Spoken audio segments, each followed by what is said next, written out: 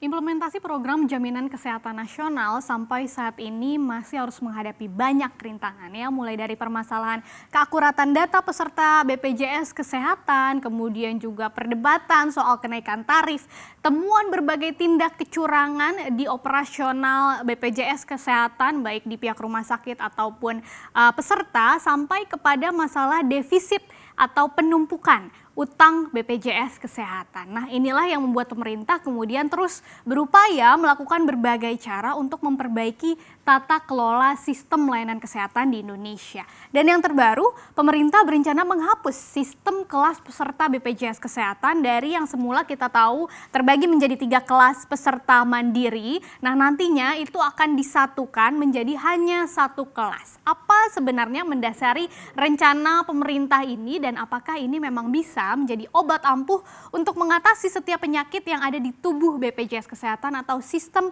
jaminan kesehatan nasional? Kita akan membahasnya bersama menanti penghapusan kelas BPJS Kesehatan.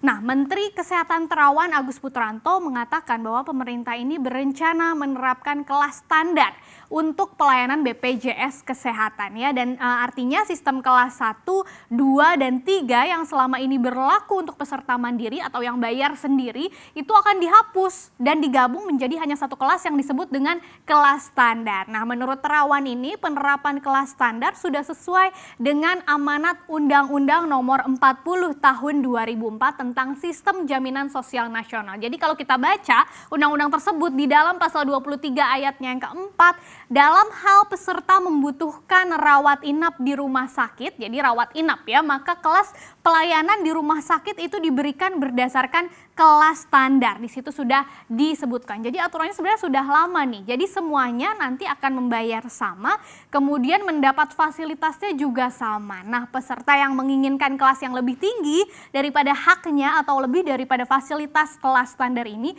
bisa meningkatkan haknya dengan mengikuti asuransi kesehatan tambahan, atau mungkin pilihan lainnya bisa bayar sendiri, selisih antara biaya yang dijamin oleh BPJS dan yang biaya yang harus dibayarkan akibat dengan peningkatan kelas perawatan tadi. Nah, Terawan ini menegaskan bahwa kebijakan kelas standar ini tidak bermaksud untuk menurunkan manfaat yang diterima oleh masyarakat, tetapi justru mengoptimalkan asas jaminan kesehatan nasional.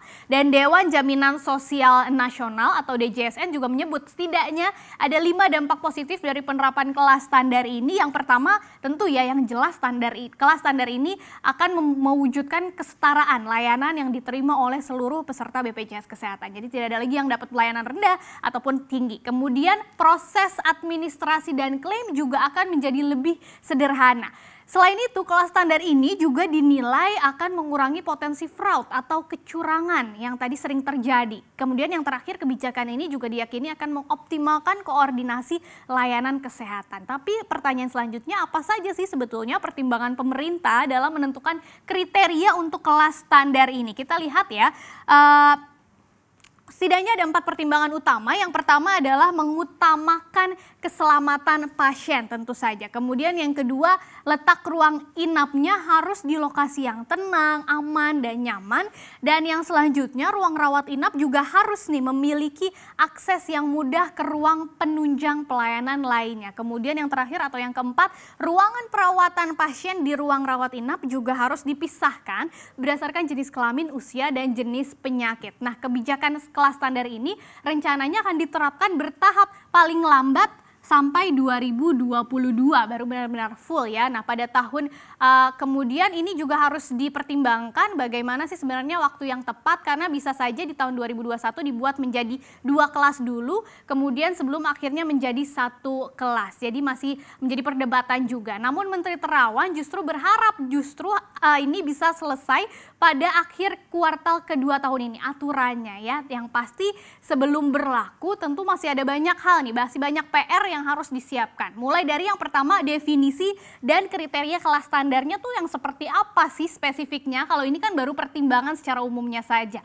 Ini juga masih menjadi perdebatan. Kemudian apakah fasilitas kelas standar nantinya akan sama dengan fasilitas rawat inap yang ada di kelas 3 saat ini. Jadi memang yang paling rendah dari segi biaya, kemudian fasilitasnya juga. Atau justru sama dengan kelas 2 yang sedikit lah di atas kelas 3, jadi standar maksudnya di atas kelas 3 begitu. begitu ya. Nah, penetapan kriteria kelas standar ini juga nantinya akan berpengaruh tentu saja ke ketersediaan fasilitas kesehatannya, misalnya jumlah ruang rawat inapnya, kemudian tempat tidurnya juga. Artinya pasti ada perombakan ruangan di rumah sakit untuk memperbanyak ruang kelas standar sesuai dengan kriteria yang sudah ditetapkan tadi. Dan berarti dibutuhkan dana yang besar. Nah, pemerintah di sini juga perlu dukungan kepada rumah sakit. Kemudian pesertanya, jangan sampai pesertanya bertambah, tetapi suplai fasilitas kesehatannya tadi terbatas. Termasuk juga nanti harus mempersiapkan tenaga medis ataupun non-medisnya. Selain itu, kelas standar ini juga akan berdampak pada tarif perawatan di rumah sakit yang kemudian tentu saja juga berdampak nih pada besaran iuran yang harus dibayarkan peserta. Perlu juga dipikirkan oleh pemerintah, apakah kelas standar ini akan berlaku hanya untuk peserta mandiri saja yang memang bayar sendiri atau berlaku juga bagi peserta penerima bantuan iuran sehingga semuanya benar-benar mendapatkan fasilitas yang setara dan hanya satu iuran, besarannya sama begitu ya. Nah, kebijakan ini juga diharapkan bisa menjadi solusi atas polemik kenaikan iuran BPJS Kesehatan yang kemudian berujung ternyata pada lonjakan permintaan turun kelas untuk peserta.